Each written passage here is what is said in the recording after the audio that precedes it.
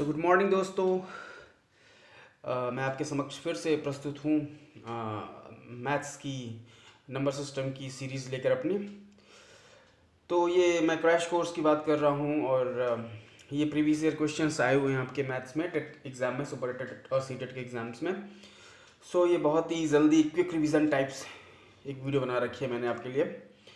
तो जल्दी जल्दी शुरू करते हैं और सब्सक्राइब करना मत भूलिए और लाइक बटन प्रेस करिए अगर आपको ये चीज़ें पसंद आती हैं तो, और अपने कमेंट्स अच्छे अच्छे से भेज दीजिए ताकि हमें उससे प्रेरणा मिलती रहे कि आगे हम किस तरह के वीडियोज़ आपके लिए बनाएं। तो देखिए, जोड़ और घटाने की बात तो हमने कर ली थी, अब गुणे की बात कर लेते हैं।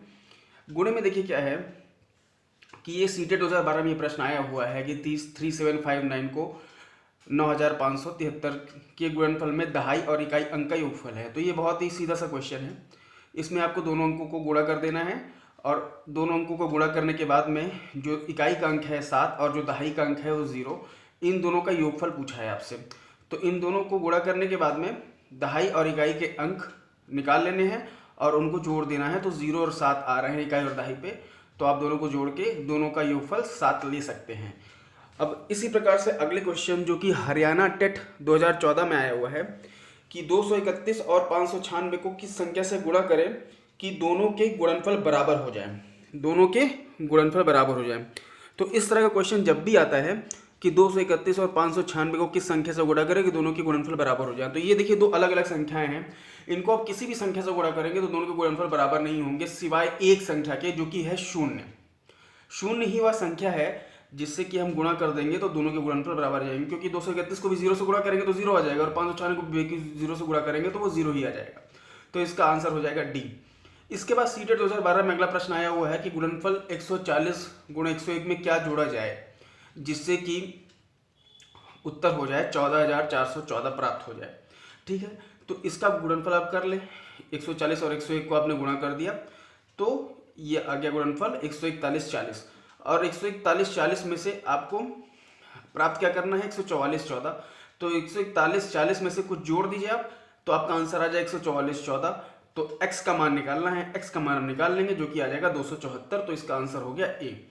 इसके बाद अगला प्रश्न है कि गुणनफल 102 गुणे 201 में से क्या घटाया जाए ताकि ए 19999 प्राप्त हो। तो इन दोनों का गुणा कर लें।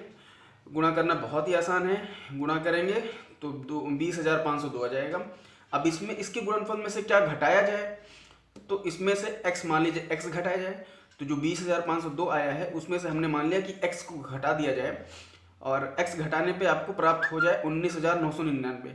तो ये 19999 प्राप्त हो जाए तो x का मान निकालना है। x का मान निकालने के लिए हम पक्षांतर कर देंगे, x को उधर ले जाएंगे, 19999 को इधर ले आएंगे, तो x का जो मान आएगा वो 503 आएगा। तो फ्रेंड्स, आप इस गुणा की सीरीज में जो भी क्वेश्चंस है इसका स्क्रीनशॉट ले लें और खुद से भी इस सवाल को हल करें और देखें कि आपके आंसर सही आ रहे हैं कि नहीं। तो इस तरह से इस क्वेश्चन का आंसर ए सही हो जाएगा। ये सवाल सीटेट 2015 में पूछा गया है। तो फ्रेंड्स, अगला क्वेश्चन है कि गुणनफल 1109 गुणे 505 में कौन सी संख्या घटाई जाए ताकि 50 50 50 प्राप्त हो। ठीक है, तो आप 1109 और 505 को गुणा कर लें, बहुत ही सिंपल है। इन दोनों को गुणा करेंगे तो आपको हासिल होगा 5645। ठीक है, 5645 प्राप्त होगा। अब कह रहा है कि इसके गुणनफल में कौन सी संख्या घटाई जाए। तो आप देखें कि आप मान लीजिए x को घटा देते हैं, x को घटाने के पश्चात आपका मान प्राप्त हो जाए 50 50 50। तो x का मान आपको निकालना है, तो पक्षांतर कर दे सिंपल, x को उधर ले जाएं, 50 50 50 को इधर ले आएं, तो इसका आंसर हो जाएगा 54995। 54995 इसका मान हो जाएगा 56,045 में से आपको 50 50 50 घटाना है तो x का मान आपको मिल जाएगा। तो इस तरह से बी ऑप्शन सही हो जाता है। ये सवाल सीटेट 2014 में आया हुआ है। अगला प्रश्न है कि गुणन 3001 गुणे 101 में से क्या घटाया जाए जिससे कि 300 311 प्राप्त हो। इसको आप गुणा कर लें और उसमें से x घटा दें तो आपको 300 311 प्राप्त हो जाएगा। x का मान आपको निकालना है, इसको आप गुणा कर लीजिए, आ जाएगा 303101 माइनस x बराबर 300 311। इस तरह से आप x का पक्षांतर करेंगे, इसको उधर ले आएंगे तो ये चीज़ इससे घट जाएगी और x का मान आ जाएगा 2790। तो आपका ए ऑप्शन सही होगा। अगला प्रश्न जो है ये सीटेट 2016 में आया हुआ है। पूछा है आपसे कि 603 गुणे 28 बराबर 63 गुणे 4 गुणे एक रिक्त स्थान दिया है। तो आपसे पूछा है कि रिक्त स्थान पर संख्या कौन सी है। तो हम मान लेते हैं फॉर एग्जांपल कि यहाँ पे जो फिल इन द ब्लैंक्स है, यहाँ पे हम मान लेते हैं फॉर एग्जांपल हम इसको x मान लेते हैं, इस रिक्त स्थान को x मान लेते हैं। तो 603 गुणे 28 बराबर 63 गुणे 4 गुणे x। तो आप क्या करिए कि इसको 63 और 4 को नीचे ले जाइए, यहाँ पे 63 गुणे 4 और इसको सॉल्व कर लीजिए। सॉल्व करेंगे तो आपका मान आ जाएगा x बराबर 67, जो कि बी ऑप्शन में दिया हुआ है। देखिए 4 से 28 कट जाएगा, 4 7 28 और 63 कहीं ना कहीं आपका 63 कहीं ना कहीं आपका ये 603 को काटेगा 9 से, तो 9 से काटेंगे आप तो चीज़ें कटेंगी और कटने के बाद में x का जो मान आएगा वो 67 के बराबर आ जाएगा। फिर अगला जो प्रश्न है वो है यूपी टेट 2017 में आया हुआ। अगला प्रश्न है यूपी टेट 2017 में आया हुआ है, ठीक है। तो ये प्रश्न कहता है कि किसी संख्या के 3/14 का 3/4 का 2/3, ठीक है, 3/4 का 2/3 24 के बराबर है। तो उस संख्या का 1/4 क्या होगा, ठीक है। तो मैं मान लेता हूँ कि वह संख्या क्या है, x। तो x के 3/4 का 2/3, x के 3/4 का 2/3 किसके बराबर है, 24 के बराबर। तो उस संख्या का 1/4 क्या होगा, उस संख्या का 1/4 क्या होगा। तो पहले मैंने x, देखिए 4 और 3 ऊपर चला जाएगा और 3 और 2 नीचे आ जाएगा। 3 दूनी 6, 6 चौका 24, तो 4 गुणे 4 गुणे 3, 4 चौका 16 3 48, तो x बराबर 48 आ गया। अब कह रहा है कि उस संख्या का 1/4 क्या होगा। तो 48 गुणे 1/4, 48 गुणे 1/4 बराबर 12। तो ये 12 इसका आंसर आ गया। Option B is your right answer. देखिए अगला प्रश्न है कि 2.6 गुणे 0.91। तो 2.6 गुणे 0.91 बहुत ही सिंपल है। 2.6 को आप 26/10 भी लिख सकते हैं और 0.9 को आप 91/100 भी लिख सकते हैं।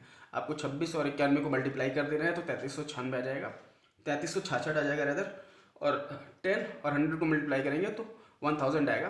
तो इसको आप फ्रैक्शन में लिख दें, सॉरी डेसिमल्स में लिख दें। सो डेसिमल्स में लिखेंगे दशमलव में, तो 2.366 आ जाएगा इसका आंसर।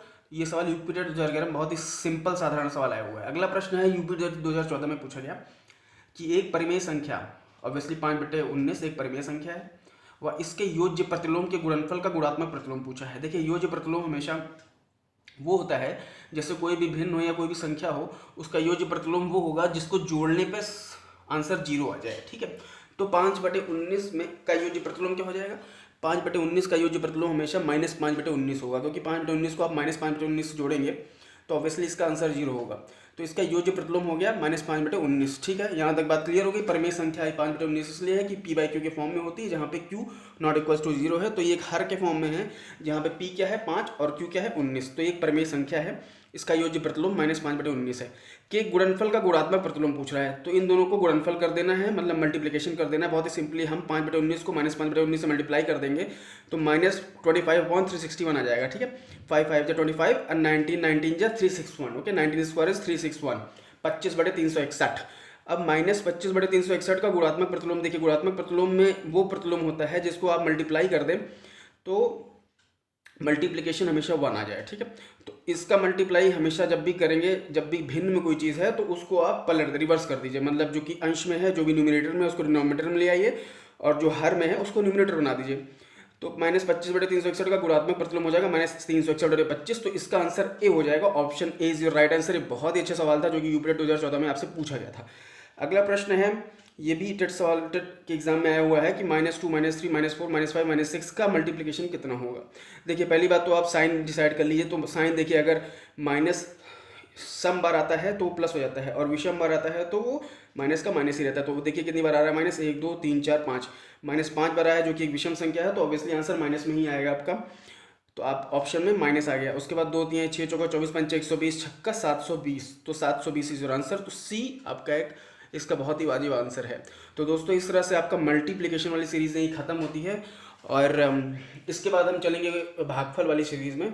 तो भागफल मल्टीप्लिकेशन में इतने सवाल आए हुए हैं, ये सवाल कर लेंगे तो आपको एक ग्लिम्स मिल जाएगा कि किस तरह के क्वेश्चंस आपके एग्जाम में आ रहे हैं और इस तरह के सवाल के लिए आप कितनी मेंटली प्रिपेयर हैं। तो चैनल को सब्सक्राइब कर लीजिए और लाइक बटन दबाना मत भूलिएगा और कमेंट्स डालिए कि इसके अतिरिक्त आपको क्या चाहिए इसमें। अगली सीरीज़ में हम भागफल में लेके आएंगे, जो कि भागफल के मतलब डिवीजन के क्या क्या क्वेश्चंस आए हुए हैं टेट एग्जामिनेशन में, और उनके साथ हम आगे बढ़ेंगे। Thank you guys, thank you very much.